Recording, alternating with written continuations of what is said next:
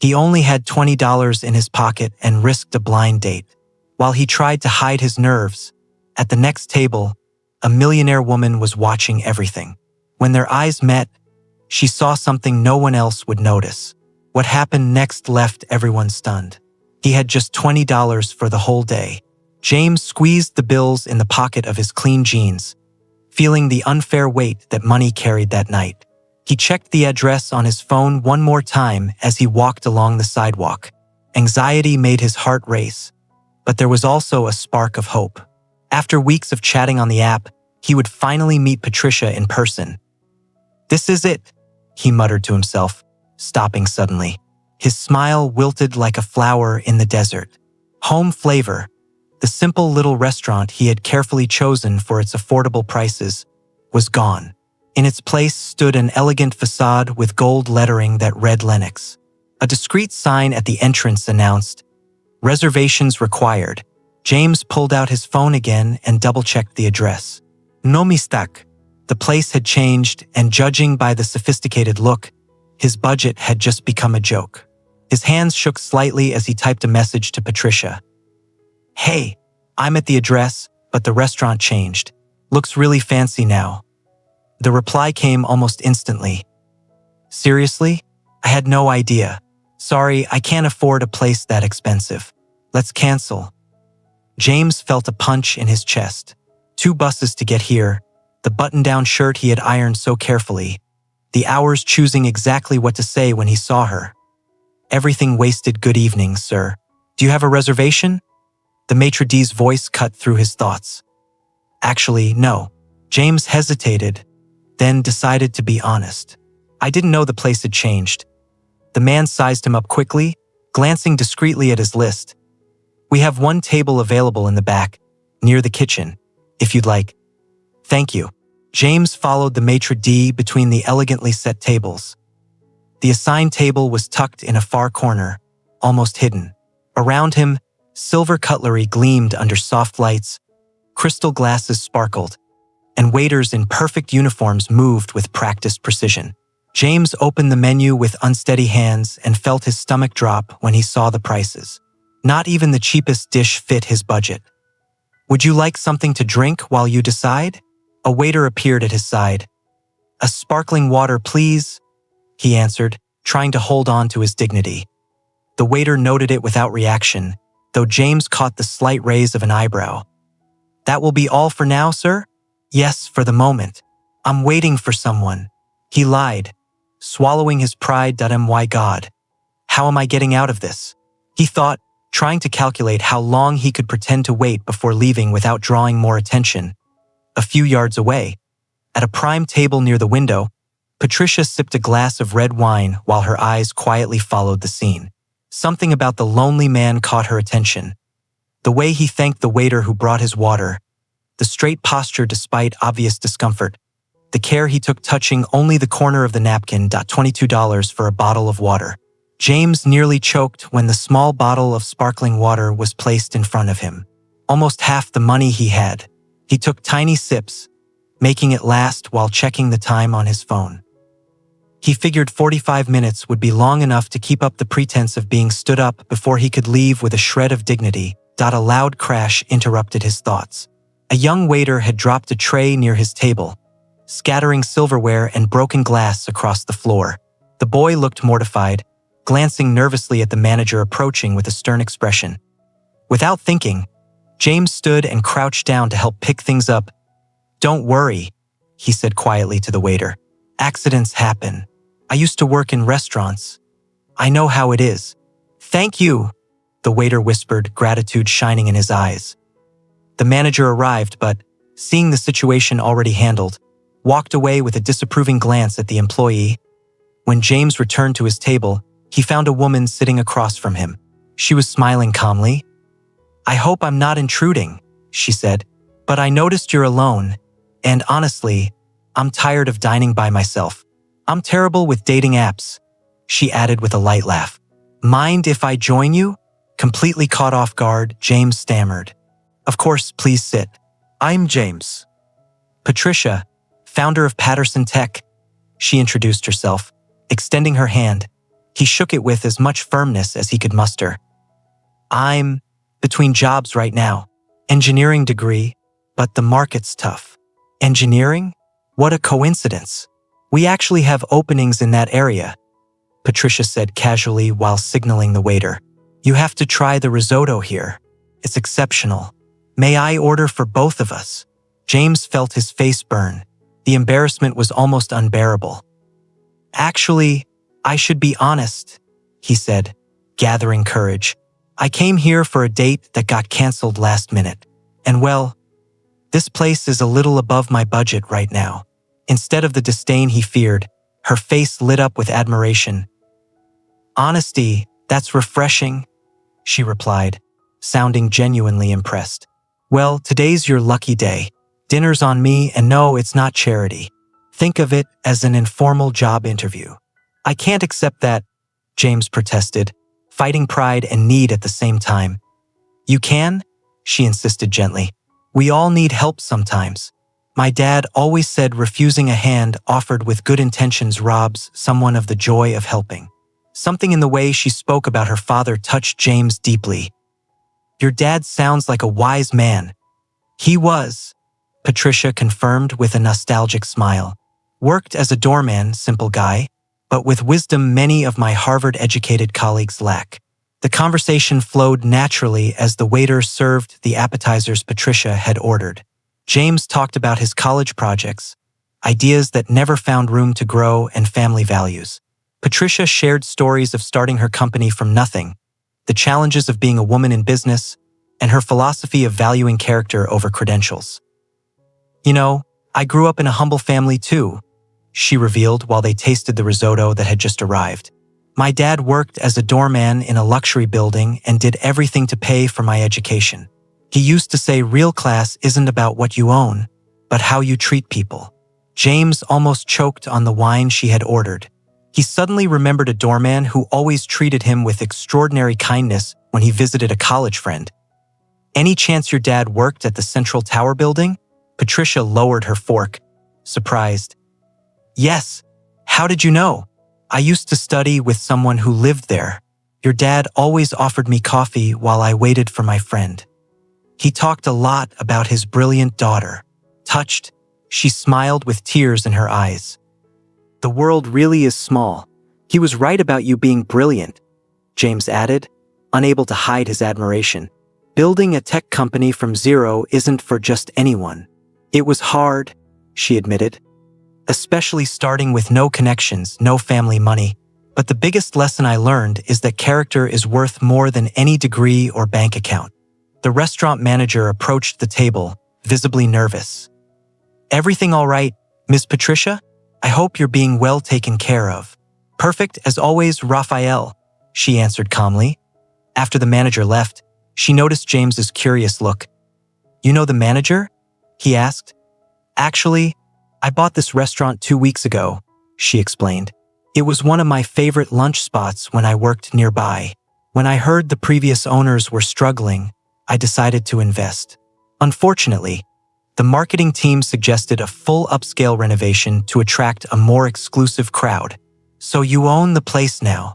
Yes, but I'm still learning the restaurant business. My main focus is still Patterson Tech. You know, James began, gathering courage. A lot of people from the neighborhood probably miss the old home flavor. Why not create a section inside the restaurant that keeps the original concept? A more casual area, old menu, affordable prices. Patricia looked at him for a moment, as if seeing something beyond his words. That's an excellent idea, she admitted, clearly excited. We could use the back area that hasn't been renovated yet. Keep the front sophisticated for one crowd, but preserve the soul and the original customers. Exactly, and it would serve as a constant reminder of where you came from, James added, thrilled that his suggestion was well received. Sometimes we need those reminders so we don't lose our way. Patricia studied him with curiosity. You're interesting, James. Most people would try to impress me by talking about how much money they could make, not about preserving values. Maybe I'm not very good at impressing people, he replied with a shy smile. On the contrary, she said, pulling a business card from her purse and handing it to him. "I'm impressed, and I was serious about that job opening. Come talk to me tomorrow at Patterson Tech." "Are you sure? You haven't even seen my resume." "Not yet," she answered with a deep look. "But I saw something more important tonight. I saw your character. The rest we can figure out with time and training." When they left the restaurant, James offered her the $28 he still had to help pay the bill, making her smile at the sincerity of the gesture. "I'm not just offering a job," Patricia explained as they walked under the stars. "I'm offering a partnership. I need people who remind me where I came from and why I started. People who aren't afraid to tell the truth, even when it's inconvenient." "Thank you for the trust," James said, feeling a mix of gratitude and hope he hadn't felt in a long time. "Sometimes the dates that don't happen are the most important ones," Patricia reflected, looking up at the starry sky. "I think fate wanted us to meet tonight, just not the way we expected." "I agree," James said, feeling something bigger than himself had guided his steps that night. "I think my life just changed." "Mine too," Patricia answered with a serene smile. "Mine too." The Patterson Tech building rose against the blue morning sky the next day. James paused in front of the glass entrance, adjusting the knot of the tie he had borrowed from his neighbor. He took a deep breath, trying to calm the heart pounding like an offbeat drum. "You got this?" he whispered to himself, clutching the worn folder that held his resume and diplomas. "It's just an interview." But it wasn't just an interview, and he knew it. It was a chance that had fallen from the sky, literally an unexpected gift from fate. "Good morning," he greeted the receptionist with a polite smile. "How can I help you?" "Good morning. I have a meeting with Patricia. My name is James." The receptionist looked momentarily surprised. "With Miss Patricia? One moment, please." James noticed curious glances while he waited. Few people got direct access to the founder. He started to doubt. Had Patricia really been serious? Or was it just a polite gesture from a rich person to smooth over an awkward situation? "James!" The familiar voice broke his thoughts.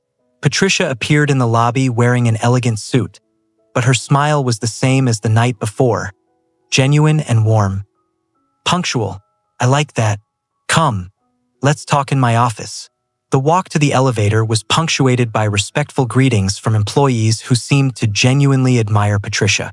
She knew everyone by name, asked about specific family members, showing interest that didn't feel staged. "Many executives isolate themselves in ivory towers," she commented as they stepped into the elevator. "I prefer to know the people who make this company run every day." Her office was spacious but surprisingly cozy. One entire wall of windows offered a stunning city view. What caught James's attention, though, was a framed photograph. A simple man in a doorman's uniform hugging a younger Patricia in graduation robes.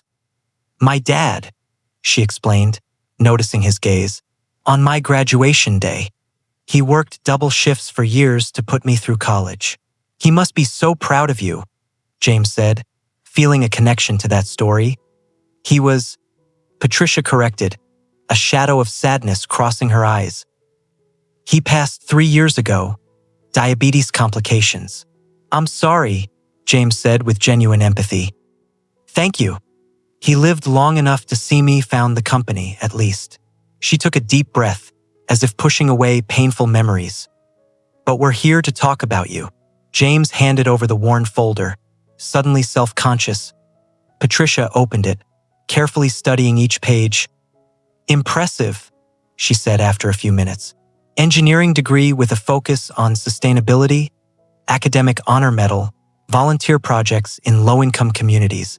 Why is someone with your background unemployed?" James hesitated, then remembered how his honesty had impressed her the night before. "The company I worked for went bankrupt after being bought by an international conglomerate. Since then, I've been doing temporary gigs while looking for something in my field. A lot of places think I'm too idealistic. I turned down a few offers because the projects compromised my environmental or social values." Instead of disapproval, Patricia smiled. Integrity, another rare trait these days. She closed the folder. "Do you know why I founded Patterson Tech, James? To develop innovative technology," he risked. That's what the marketing material says, she laughed. The truth is more personal. I grew up watching my dad fight a system designed to keep people like us in our place. I swore that if I ever had the power to change something, I'd use it to open doors, not close them. She stood and walked to the window. Technology should democratize opportunities, not concentrate them. Yet I see so many companies creating expensive solutions for rich people's problems while ignoring basic needs of entire communities. James felt a shiver of recognition. Those were the exact thoughts that kept him up at night. Back in college, I developed a low-cost irrigation system using recycled materials, he said, getting excited. It could reduce water use by up to 60% in small urban farms. And why did it never go anywhere? Lack of investment. No one saw enough profit despite the social impact. Patricia nodded, as if confirming something to herself. She pressed the intercom. Marina, please come to my office and bring the Aurora project contract. Minutes later, a woman entered carrying a folder. Patricia took it and slid it across the desk to James. 3 months ago, we started developing a social innovation department. We want to create affordable technologies for real community problems. The Aurora project would be a hub for initiatives like that. James opened the folder and quickly scanned the documents. His heart raced as he grasped the magnitude of the offer. You're offering me the leadership of this project? I'm offering you the chance to build it from the ground up with full autonomy and resources, Patricia corrected. I believe you have the exact mix of technical knowledge and social awareness we need. Your life experience gives you a perspective you can't learn at Harvard. James felt his throat tighten with emotion. This opportunity was everything he had ever dreamed of. Can I ask why? He finally managed. Why me? You barely know me. Patricia smiled as if she had been waiting for the question. You know what my dad used to say about recognizing someone's character? Watch how they treat people who can't do anything for them in return. When you helped that waiter last night, without hesitation, without expecting recognition, I saw more about your character in 30 seconds than I would in 10 formal interviews. A knock at the door interrupted them. It was Raphael, the restaurant manager. Sorry to interrupt, Miss Patricia. I brought the sketches for the back area renovation you requested urgently this morning. Patricia motioned for him to enter. James, I'd love your input on this. Your idea about keeping the home flavor concept kept me up all night. Raphael spread out the drawings, looking slightly confused to see James involved in such high-level decisions. We're thinking of calling the back area home flavor, Patricia explained. Same dishes from the old restaurant, same affordable prices, but with upgraded infrastructure. James studied the plans carefully, feeling valued that his opinion mattered. It's almost perfect, he said, pointing to a detail. But maybe we could add a separate entrance from the back. That way people who don't feel comfortable walking through the fancy front would have direct access. Raphael looked surprised. That would increase security and reception costs. But it would double our potential clientele, James countered. And more importantly, it would preserve the dignity of people who might feel intimidated by the upscale atmosphere. Patricia watched the exchange with growing interest. That's exactly the kind of thinking we need, James, she said. Raphael, make the changes. We want 2 fully functional entrances and, if needed, 2 separate teams. Home flavor won't be treated like Lennox's poor cousin. It will be a complete experience in its own right. Raphael nodded, taking notes before leaving. That's how we turn ideas into reality? Patricia explained once they were alone again. Identify a real problem, propose a viable solution, and have the courage to implement it even when others don't see the value. Thank you for the trust, James said, still absorbing how fast his life was changing. I promise I won't let you down. I'm sure you won't, she smiled. Now let's talk logistics. Your salary will be competitive with the market, plus performance bonuses for the department. Full health plan, meal allowance, transportation aid. As Patricia detailed the benefits, James fought a lump in his throat. 2 days earlier, he had been counting coins to pay overdue bills. And of course, you can start immediately if you'd like, or take a few days to get settled. Can I start right now? He answered, eager to dive into the new challenge. Patricia smiled approvingly. Great. Marina already prepared your workstation, and we have a team meeting this afternoon to introduce you formally. Have you ever had that feeling of being exactly where you're supposed to be, doing exactly what you're supposed to do? That's what James felt that afternoon when he was introduced to the small Aurora Project team. 5 talented, passionate people who, like him, believed in the transformative power of technology applied to real problems. In the weeks that followed, James threw himself body and soul into the work. His first project was reviving and perfecting the irrigation system he had designed in college. With Patterson Tech resources, they built a working prototype in record time. Patricia followed his progress closely, not as a distant supervisor, but as a genuinely interested partner. She often showed up in the lab after hours, sharing ideas and stories about her father that always served as a moral compass for their toughest decisions. You know what I miss most about him? She said one night while they watched irrigation prototype tests. The simplicity of his wisdom. He said people complicate simple problems to seem smarter, when real intelligence is making the complex simple. James nodded, understanding deeply. My mom had a similar saying. She said the best solution is one anyone can understand and use. Your mom sounds wise. She was, James replied, feeling the familiar ache in his chest. I lost both my parents in a car accident 5 years ago. They were coming back from a doctor's appointment when a truck. He stopped, unable to continue. Patricia gently placed a hand on his shoulder. I'm sorry, she said sincerely. It's a pain that never fully goes away, is it? No, he agreed. We just learn to carry it better. They sat in silence for a few moments, united by the shared understanding of loss. That's why the irrigation system means so much to you, Patricia observed softly. It was a dream you shared with them. James looked at her, surprised. How did you know? I recognize that kind of determination, she smiled. It's the same one I feel with projects tied to my dad's legacy. They always believed I could make a difference, James admitted, even when it felt like we were swimming against the current. Meanwhile, renovations at the restaurant moved quickly. Home flavor was taking shape in the back of Lenox, preserving the essence of the old place while gaining modern infrastructure. One afternoon. After weeks of intense work, Patricia invited James to see the progress. I want you to see your idea coming to life, she explained as they walked to the restaurant.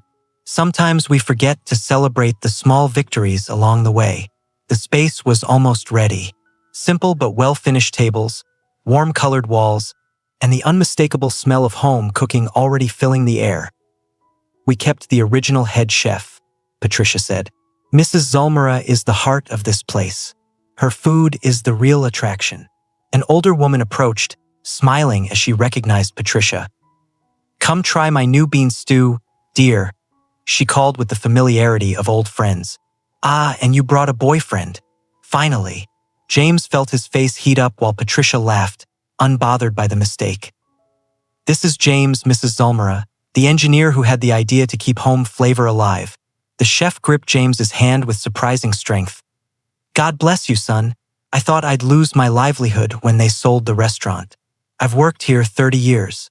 You're a fundamental part of this place's history, James replied sincerely.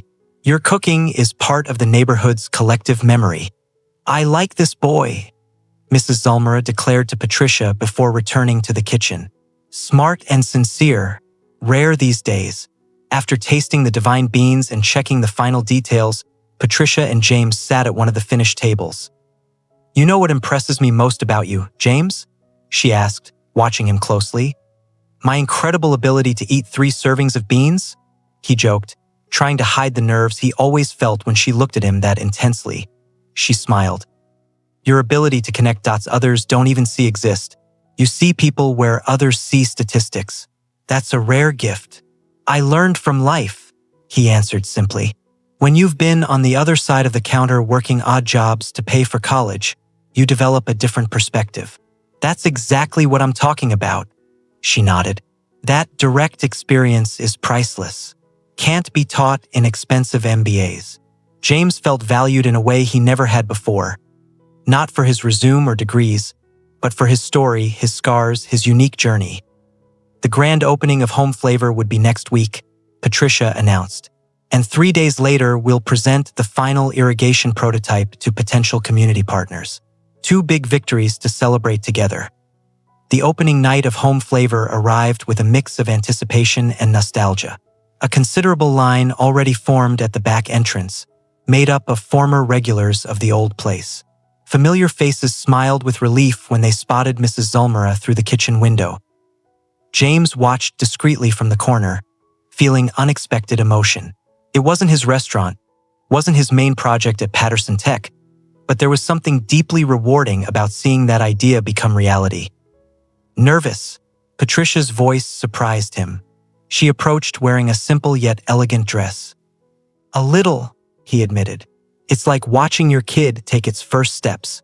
"I know exactly what you mean," she smiled. "Come, let's go in through the front. I want to show you something." They crossed Lenox, where well-dressed patrons enjoyed refined cuisine. The contrast was striking when they reached the corridor connecting the 2 spaces. Suddenly, the sophisticated atmosphere gave way to something warmer, more human. "Look," Patricia pointed when they reached the division between the areas. A mural had been installed on the separating wall. On one side, an old photograph of the neighborhood showing the original Home Flavor building in the 1980s. On the other, images of the local community through different decades. "It's beautiful," James said, touched by the visual tribute to the place's history. "Raphael's idea," Patricia explained. "After we talked about preserving the essence, he researched the neighborhood's history and found these photos. I think you inspired him too."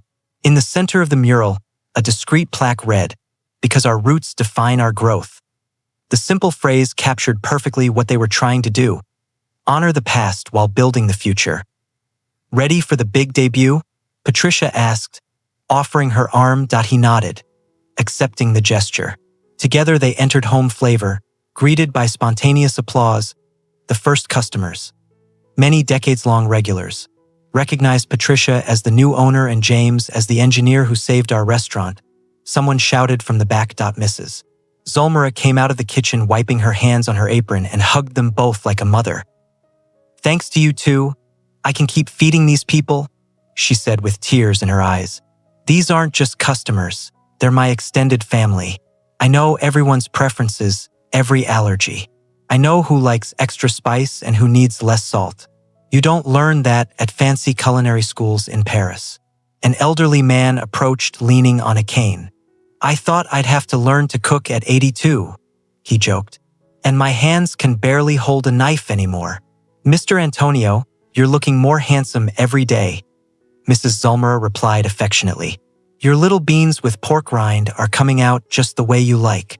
James watched the interactions with a lump in his throat. These weren't just commercial transactions, they were human relationships built over decades.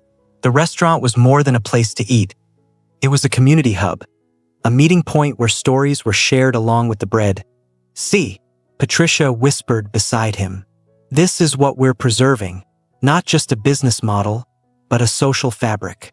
The night unfolded like a community celebration. Stories about the old Home Flavor were told amid laughter and nostalgic sighs. James was introduced to dozens of people, each sharing special memories of the place: birthdays, first dates, family gatherings after graduations or funerals. "My dad brought me here when I got my first job," a middle-aged woman recounted. "I was a waitress downtown, earning peanuts, but he insisted on celebrating. He said honest work, no matter how humble, deserved to be celebrated." Later, a young teacher approached James. "I studied for the college entrance exam at that corner table for 2 years, he pointed. "Mrs. Zulmera let me stay for hours with just a coffee. When I got into medical school, she insisted on making a special lunch for me and my mom, and refused to charge. She said my success was payment enough." Each story reaffirmed for James the value of that space, that initiative. It wasn't just about affordable food. It was about dignity, belonging, continuity. Near midnight, as the last customers began to leave, Patricia gathered the entire staff, both Lenox and Home Flavor teams, for a toast. "Tonight we celebrate more than the opening of a space," she began, looking around with genuine affection. "We celebrate the idea that progress and tradition can and must walk together. that we can create new paths without erasing the tracks that brought us here. She raised her glass. To our community, to our roots, and to the dreams we will still cultivate together. Everyone cheered, and James felt part of something bigger than himself. A project that went beyond spreadsheets and profits, touching real lives in tangible ways. Later, while helping Mrs. Zulmera close the kitchen, James noticed an old photo hanging near the pantry. It showed a younger Mrs. Zulmera beside a man in a doorman's uniform. "Is that your dad?" he asked Patricia, who had come closer. "Yes," she answered with a melancholy smile. "They were great friends. Dad used to eat here whenever he could. He was the one who introduced me to this place." "And now you saved it," James observed. "We saved it," she corrected. "It was your idea, remember?" The look they shared in that moment held something new, a complicity born not just from shared work, but from values and experiences that resonated between them like perfectly tuned strings. 3 days after the successful home flavor opening, James prepared for another big moment. The presentation of the low-cost irrigation system to potential community partners in the Patterson Tech Conference Room. Representatives from urban farming cooperatives, environmental NGOs, and small producer associations gathered in expectation. Patricia had made sure to invite people who would actually use the technology, not just investors chasing numbers. "Ready?" she asked, helping him arrange the system samples to be distributed. "I think so," he replied, trying to control his nerves. "This project sat in a drawer for so long. Feels like a dream to finally show it to people who can really use it." "Remember," Patricia said, casually adjusting his tie, "you're not selling a product, you're offering a solution. Speak from the heart, not just data." The presentation started nervously. James had never been a natural speaker, but as he explained how the system used recycled materials to cut costs, his passion began to shine through. "We developed this technology thinking of real communities with real challenges," he said, showing the prototype. Every component was chosen not just for efficiency, but for accessibility and ease of maintenance. An older woman raised her hand, Mrs. Teresa, leader of a women's cooperative that ran community gardens in a peripheral area. "This looks promising, young man," she said with the pragmatism of someone who had seen many promises fall through. "But how much does maintenance cost? Systems break, and we don't have money for expensive technicians." The question was direct, almost challenging, but James smiled. It was exactly the kind of concern he had considered during development. "Excellent question, Mrs. Teresa. Actually, anyone can do basic maintenance with common tools. And to make it even easier, we created this illustrated manual. Step by step, no technical jargon." He handed out copies of the manual designed with clear drawings that didn't require literacy to understand. "Plus," he continued, "we're building a community support network. Every group that adopts the system will have at least 2 trained members who will then train other communities. Shared knowledge is multiplied knowledge." The answer seemed to please Mrs. Teresa, who nodded approvingly. The meeting continued with technical and logistical questions, but the atmosphere had shifted. It was no longer a formal presentation, it was a collaborative conversation, ideas flowing both ways. Patricia watched from the back of the room with clear pride. James wasn't just presenting a product developed by Patterson Tech, he was building bridges, forging human connections based on mutual respect and shared goals. By the end, several representatives committed to pilot projects in their communities. Mrs. Teresa was the first to sign the cooperation agreement. "Son, I liked your sincerity," she told James. "You didn't try to impress us with fancy words or promise miracles. You showed respect for our knowledge and our needs. That's worth more than any technology." After everyone left, James and Patricia stayed in the room tidying materials and discussing next steps. "Absolute success," she declared, handing him a coffee. "You won them over not just with the project, but with your approach. I learned from someone that values matter as much as results," he replied with a grateful smile. "You know what impressed me most today?" Patricia asked, sitting on the edge of the table. "Watching you turn your own pain into purpose." James looked at her, puzzled. "You lost your parents, faced financial hardship, had projects rejected for lack of immediate profit," she explained. Many people would become cynical, give up trying to change things. You turned those experiences into fuel to create something meaningful. The comment touched James deeply. It was true. Every obstacle had strengthened his determination rather than broken it. I think we owe that to those who came before us, he reflected. My parents sacrificed so much to give me opportunities. It would be a waste to use those opportunities only for my own benefit. Patricia nodded, understanding perfectly. My dad used to say something similar. He saw his doorman job as more than employment. It was service contribution. Every job has dignity when done with love. He always said that. Wise man, James commented. I wish I'd known him better. He would have loved you, Patricia answered softly. He would have seen the same thing I see. Someone who keeps their feet on the ground but their eyes on the stars. The moment was interrupted when Marina, Patricia's assistant, rushed in. Sorry to interrupt, but we have a situation. The home flavor article came out in the paper today and demand exploded. Raphael is overwhelmed with reservations and doesn't know how to manage without compromising quality. Patricia looked at James. Looks like our little project is growing faster than expected. Let's go. When they arrived at the restaurant, a considerable line was forming at the back entrance. Raphael looked visibly stressed trying to organize the flow.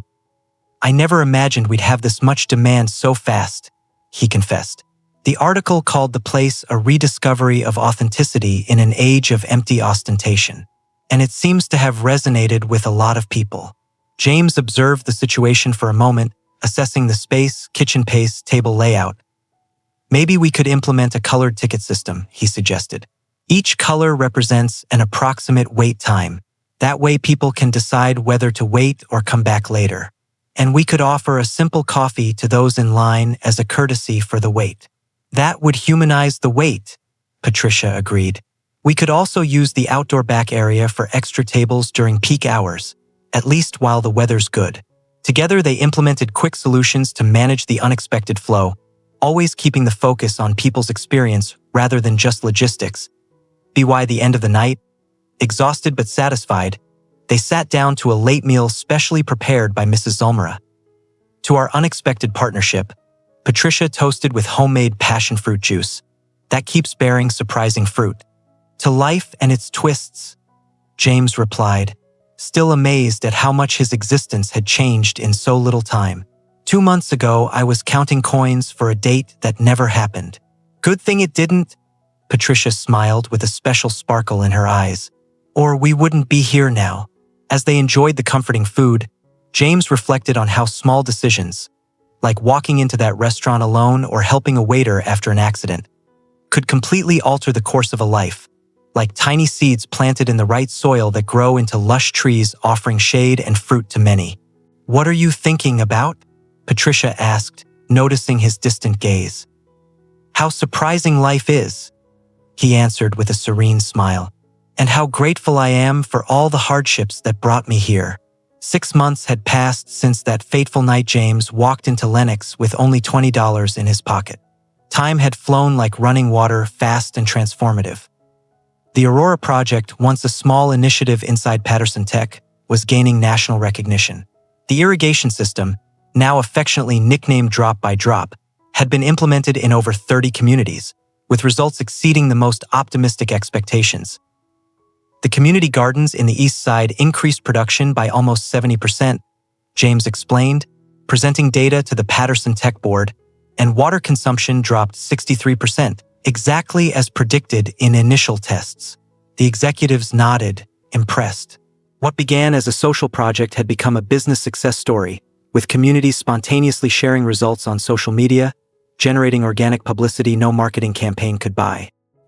And most importantly, James continued, moving to the next slide. We already have 16 trained community leaders acting as multipliers, people now teaching other communities how to implement and maintain the system. Patricia, seated at the head of the table, watched with evident pride. Under James's leadership, the Social Innovation Department had become an internal benchmark, inspiring other divisions to rethink their projects with a more human and sustainable perspective. Thank you, James, she said when the presentation ended. I think the numbers speak for themselves. Any questions from the board? Richard, the CFO, raised his hand. The results are impressive, no doubt, but I remain concerned about scalability. We're essentially giving away technology to communities that can't pay. How do we turn this into a sustainable long-term business model? The question hung in the room like a heavy cloud.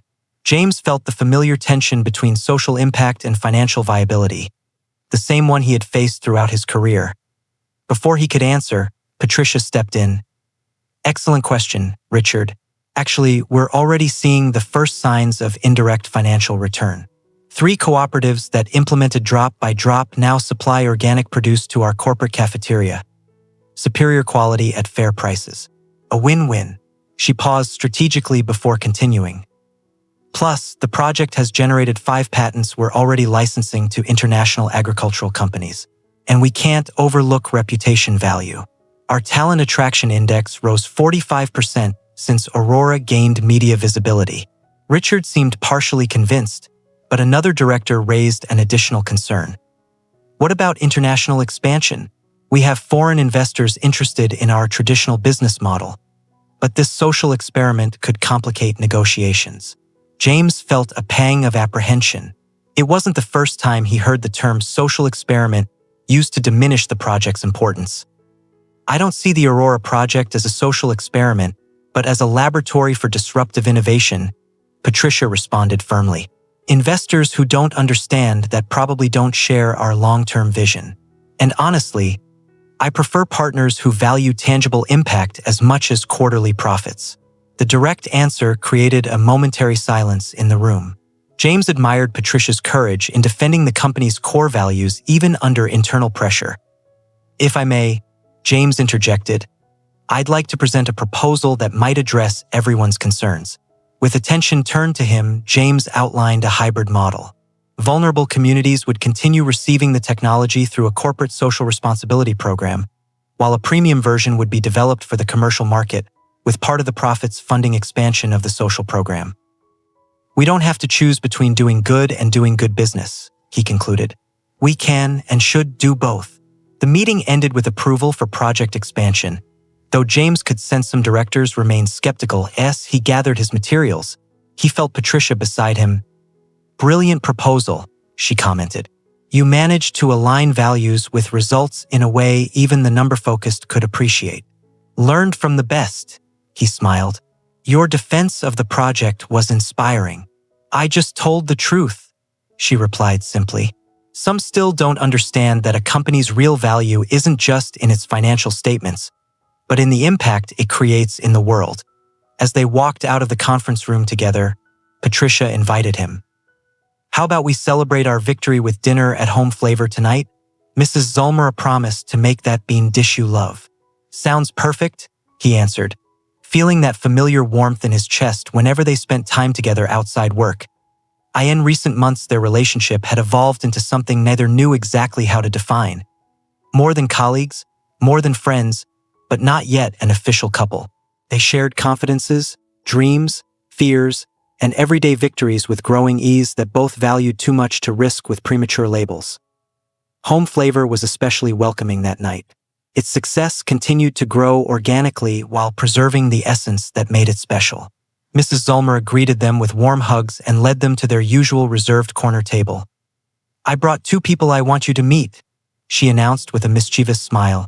She waved, and a middle-aged couple approached shyly. This is Mr. Cloves and Mrs. Marta, the chef introduced. Thanks to your project, their community garden is thriving like never before. They now supply organic vegetables to the restaurant. Mrs. Marta's eyes shone with emotion.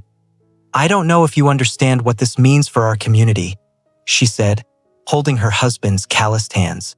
We're not just growing food, we're growing dignity, independence. Mr. Cloves, a man of few words, added, Before, my grandchildren saw me as a useless old man who could barely help support the family. Now they ask me about planting, about nature. I'm someone who has something valuable to teach again. James felt a lump in his throat. These stories, these real impacts on real people's lives, were the true measure of the project's success, something no chart or spreadsheet could capture. Patricia discreetly took his hand under the table, squeezing it in silent understanding. She was moved too. After the couple left, Patricia and James enjoyed the special dinner Mrs. Zulmera had prepared, talking about future challenges and plans for the project. The cozy atmosphere and comforting food created the perfect setting for deeper reflections. Sometimes I catch myself thinking, Patricia confessed while they tasted dessert, how something so meaningful came from such an unlikely situation. If you had actually had that date, or if you hadn't been at the restaurant that night, or if you had just left after ordering water. It's incredible how seemingly insignificant moments can change everything, James reflected. Makes you wonder how many other opportunities we miss because of small daily decisions. Patricia grew thoughtful for a moment. My dad called those invisible crossroads. He said life is full of them. Moments when we choose paths without realizing how much that choice will shape our destiny. Ah, your dad really was a philosopher disguised as a doorman? James smiled. He would have loved to see what we're building, she replied with a touch of melancholy. Especially home flavor. It was his favorite place. A waiter approached, interrupting the moment. Miss Patricia, urgent call for you. It's Raphael from Lennox. Patricia excused herself and took the call. She returned minutes later looking concerned. Everything okay? James asked. I received a purchase offer, she answered, sitting again. An international restaurant group wants to buy Lennox. They offered a considerable amount. And home flavor? That's the problem. They have no interest in that part. They say it doesn't fit their premium brand image. James felt growing indignation. So they just want the profitable, elegant part and leave the heart behind. Basically, Patricia sighed. Raphael is worried because the offer is very good financially, but he knows how much home flavor means to me, to us. What are you going to do? I don't know yet. I need to look at the numbers, of course, but… She glanced around at the family's dining, the elderly chatting animatedly, the young people studying at shared tables. How do you put a price on this? James understood the dilemma perfectly. It was the same tension they had faced in the board meeting, the difficult balance between financial value and human value. On the way back after dinner, they walked in contemplative silence, each lost in their own thoughts. The night was clear, with a sky dotted with stars rarely visible in the polluted city. You know, James said finally, I've been thinking about what we discussed in the meeting today, about scalability and financial return. Maybe we're asking the wrong question. It shouldn't be how to make doing good profitable, but how to make profit meaningful. Patricia looked at him with interest. Explain. The economic system conditions us to think the ultimate goal is always profit maximization and that social good is, at best, a positive side effect. What if we flipped that logic? If the primary goal was positive impact and profit was just the fuel to expand that impact? A company with soul, Patricia murmured, perfectly grasping the idea. A business where profit serves purpose and not the other way around. Exactly. James's excitement was palpable. The Aurora Project and Home Flavor aren't charity or corporate responsibility. They're laboratories for a new business model where value is measured multidimensionally. Patricia stopped walking and turned to face him. There was an intensity in her gaze that made James hold his breath. You keep surprising me, you know? She said softly. Just when I think I know the depth of your thinking, you reveal another layer. The moment was perfect. The starry night, their physical closeness, the intellectual and emotional connection that deepened every day. James felt something important was about to happen between them, a boundary about to be crossed. But the moment was interrupted by the shrill ring of Patricia's phone. She looked at the screen with a mix of surprise and concern. It's the board president, she explained quickly. I have to take this. James nodded, trying to hide his frustration at the lost moment. He watched as she stepped away to speak privately, noticing how her body language gradually changed, shoulders tensing, gestures shorter, expression growing more serious. When she returned, her face was pale. What happened? James asked immediately. Trouble, she replied, voice tense. One of the major investors is questioning the company's direction, specifically the investment in projects with no clear financial return, like Aurora. But we just presented the numbers today. We proved the project is already generating value. Apparently, it's not enough for them, Patricia sighed. They want immediate results, not long-term promises. They're pushing for a restructuring that would focus exclusively on the most profitable products. And what does that mean for Aurora? James asked, dreading the answer. They want it significantly reduced or completely discontinued, Patricia answered, frustration heavy in her voice. And worse, they're using the possible Lennox sale as leverage. They say if I don't believe enough in the hybrid model to keep my own restaurant, why should the company follow that philosophy? James felt the ground vanish beneath him. In minutes, everything they had worked for over the past months seemed threatened. They can't do that, he protested. The project is working. It's transforming real lives. They can, Patricia replied bitterly. That's the risk of being a public company. We're always at the mercy of people who only see numbers on a screen, not the faces and lives behind those numbers. Silence fell heavily between them as they continued walking, now with slower steps, as if carrying an invisible burden. The city night carried on relentlessly around them, indifferent to the human drama unfolding on its sidewalks. What if?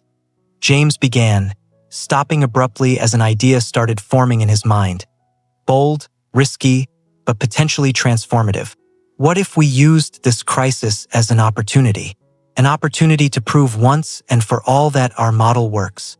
Patricia looked at him with cautious curiosity. What do you have in mind? Something radical, he admitted, determination lighting his eyes. Something that could change everything or cost everything. She took his hands, conveying strength and trust. Tell me. The Patterson Tech conference room was more packed than ever. Board members, senior executives, major investors, and press representatives waited anxiously. Whispers of speculation filled the air as everyone wondered why Patricia had called this extraordinary meeting with only 48 hours' notice. Backstage, James nervously adjusted his tie, mentally reviewing the key points of the presentation they were about to deliver. The past 2 weeks had been the most intense of his life. Sleepless nights, exhaustive negotiations, meticulous planning, and above all, a daring bet on the future they wanted to build. Ready, Patricia appeared beside him, radiant in her impeccably tailored suit. Despite the pressure, she radiated contagious serenity. As ready as I'll ever be to turn our lives completely upside down, he answered with a nervous smile. She took his hands, a gesture that had become familiar between them. Remember what my dad said about invisible crossroads? I think we're facing the most visible one of our lives. And we're choosing the road less traveled, James finished. That will make all the difference, she smiled, quoting the famous poem. Together they entered the conference room. An expectant silence fell over the audience as Patricia took the podium. James positioned a few steps behind. Thank you all for coming on such short notice, she began, her voice clear and steady. In recent days, there has been much speculation about Patterson Tech's future, our strategic priorities, and particularly projects like Aurora. She paused strategically, scanning the attentive faces. Today, I'm not here to defend a position or negotiate compromises. I'm here to announce a decision. Tension was palpable. Some executives exchanged worried glances. After careful reflection and extensive consultations, I have decided that the only way to fully preserve the vision and values that inspired the founding of Patterson Tech is to forge a new path. Murmurs began to spread. Patricia raised a hand, gently silencing them before continuing. I am officially announcing my resignation as CEO of Patterson Tech. The statement landed like a bomb. Gasps of surprise echoed through the room. One board member stood immediately, but Patricia continued undeterred. At the same time, I am announcing the founding of Aurora Social Tech, a new company dedicated exclusively to developing accessible, sustainable technologies for vulnerable communities. A company where social impact will not be a department or side initiative, but the fundamental reason for its existence. Camera flashes fired frantically as she explained the new company's structure, a hybrid between traditional corporation and social organization, where profits would be reinvested in expansion and new technologies. And to demonstrate my full commitment to this vision, she continued, I am personally investing all capital obtained from the sale of Lennox, completed yesterday, as seed funding for Aurora Social Tech. More murmurs. The offer from the international group for the restaurant was known to be substantial. Home flavor, Patricia added with a smile, was not included in the sale. It will remain independent under the official partnership of Mrs. Zulmera. She then extended her hand, inviting James to join her at the podium. I have the honor of introducing the co-founder and chief innovation officer of Aurora Social Tech, James. Together, they would carry forward the work begun at Patterson Tech, but with the freedom to prioritize impact over immediate profit, meaning over scalability at any cost. James took his place beside her, deeply moved but determined. The scene felt almost unreal. Less than a year ago, he was unemployed, counting coins for a date that never happened, and now he was co-founding a company with one of the country's most respected executives. Our first initiative, he announced, finding strength in conviction, will be to expand the drop-by-drop system to 100 new communities in the next 12 months. We already have confirmed partnerships with farming cooperatives in 4 states and funding secured for the first 2 years of operation. The presentation continued with details about the transition, assurances that ongoing projects would be properly completed, and a timeline for coming months. When they opened for questions, the first came predictably from Richard, the CFO. Patricia, with all due respect, you're walking away from an established, profitable company to launch a risky experiment. How do you justify this decision to your shareholders? The question was direct, almost accusatory, but Patricia smiled serenely. I don't see it as abandonment, Richard, but as evolution. Patterson Tech is solid, has capable leadership, and a bright future. What I'm doing is returning to my original purpose, using technology to democratize opportunities. And regarding shareholders, she paused significantly, those who invested in me, not just my business, will understand that I'm being truer than ever to the vision that attracted them in the first place. Other questions followed, technical, financial, logistical, all answered with the clarity and confidence of someone who had planned every detail meticulously. James watched Patricia with growing admiration. Her courage to leave a comfortable position to start over, risking reputation and security for conviction, was inspiring beyond words at the end of the conference. While journalists crowded for individual interviews, Patricia and James managed a moment of privacy in an adjacent room. That was incredible, he said, still processing the magnitude of what they had just done. The way you handled everything. It didn't even feel like we were announcing something so radical. Because it isn't radical, James? She replied, eyes shining with a mix of exhaustion and exhilaration. It's just consistent. We're aligning our actions with our words, our structures with our values. Still, he hesitated. You gave up so much, the company you built from zero. I don't see it as sacrifice, she interrupted gently. I see it as liberation. For the first time in years, I feel completely true to what my dad taught me about integrity and purpose. She stepped closer, holding his hands between hers. And I couldn't have done it without you, you know? You reminded me with your honesty that first night what really matters.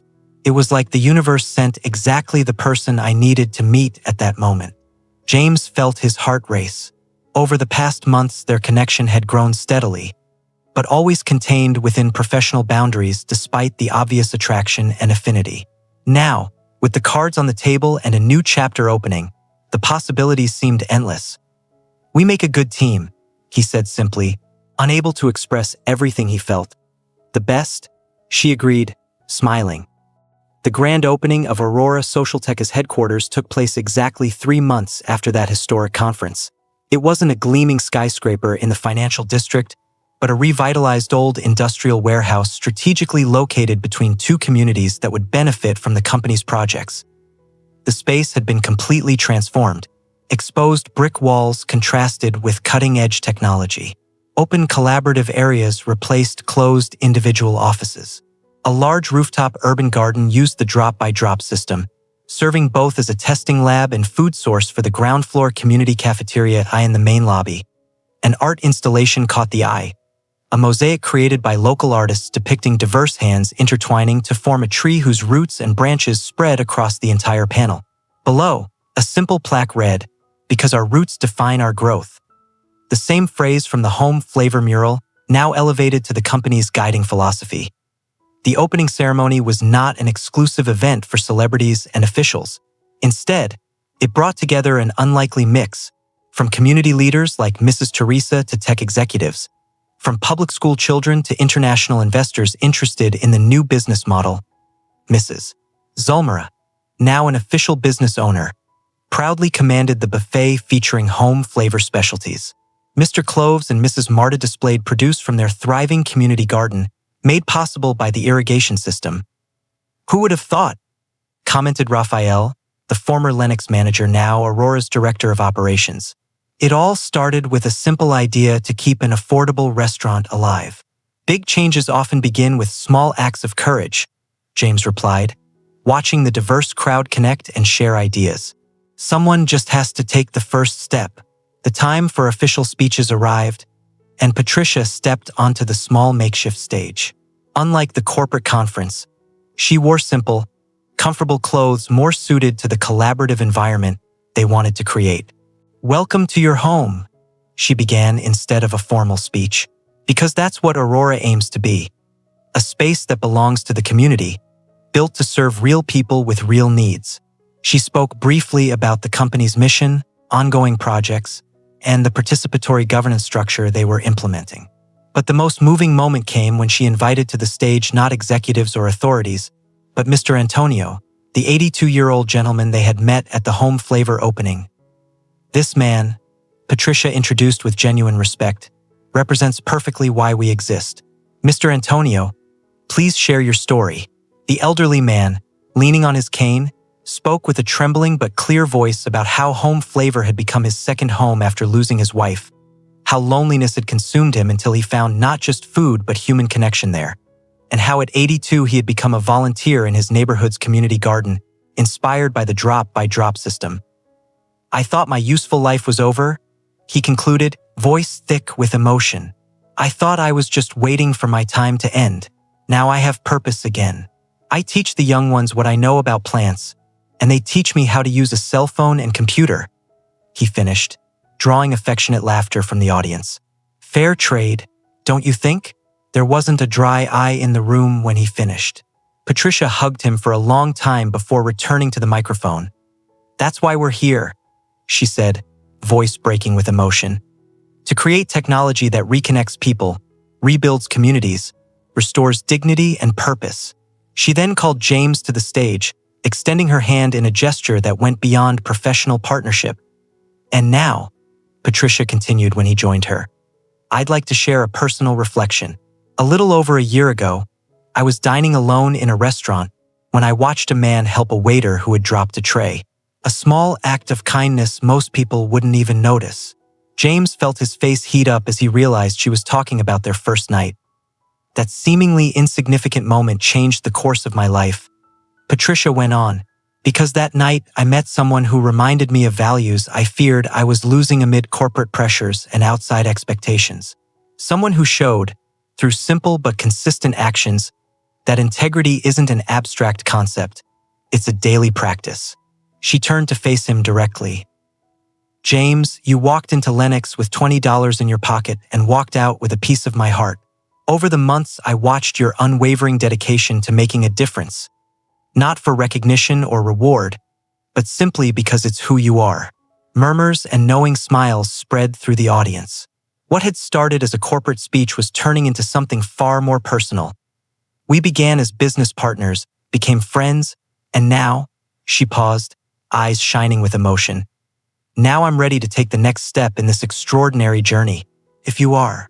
James felt time stop, in front of everyone, colleagues, investors, community. Patricia was opening her heart in a way he had never imagined possible. "I'm more than ready," he answered, voice low but firm, heard only by her and those in the front rows. Patricia smiled, that radiant smile that had illuminated his world since the first night, and turned back to the audience. Aurora Social Tech is born today not just as a company, but as a declaration of values, a commitment to the idea that business can and must be a positive force in the world. And personally, she added, casting a meaningful glance at James, a celebration of the transformative power of unexpected encounters. The applause was thunderous as she finished. As they stepped down from the stage hand in hand, James felt a sense of completeness he had never known. It wasn't just professional success or even the personal connection with Patricia. It was the profound satisfaction of living in full alignment with his deepest values. Among the hundreds of faces congratulating them, one stood out. Mrs. Zulmara, watching with teary eyes and a smile that seemed to say, "I always knew." Later, when the official celebration had ended and only a small group remained for a more intimate gathering, James and Patricia slipped away briefly to the rooftop. The night was clear, stars shining over the city stretching below them. "I still can't believe everything that's happened since that night," James confessed, gazing at the view. "Sometimes it feels like a dream." Patricia laced her fingers through his. "If it's a dream, we're dreaming it together and planning to make it lasting reality." "You know what's most surreal?" he reflected. "It all started with a date that never happened. If that girl from the app hadn't canceled, maybe we should thank her someday." Patricia laughed. "Though I suspect the universe would have found a way to put us in the same place anyway." James looked at her. This extraordinary woman who had transformed his life on so many levels, and felt a deep certainty that he was exactly where he was meant to be, with exactly who he was meant to be with. "To our journey," he toasted with the glass of juice in his hand. "Past, present, and future." "To our journey," Patricia echoed, her eyes reflecting both the stars above and the promises of tomorrow, and the invisible crossroads that had brought them here. Below them, the Aurora Social Tech headquarters glowed like a beacon of possibilities, not just for them, but for every life they would touch through their shared work. Work born of common values, strengthened by challenges overcome together, and now illuminated by the promise of a love that, like their best ideas, had arrived in the most unexpected moment, but exactly when they needed it most. FIMDA Histria. Col tutto junto e vi dar exatamente 1 ora de leitura.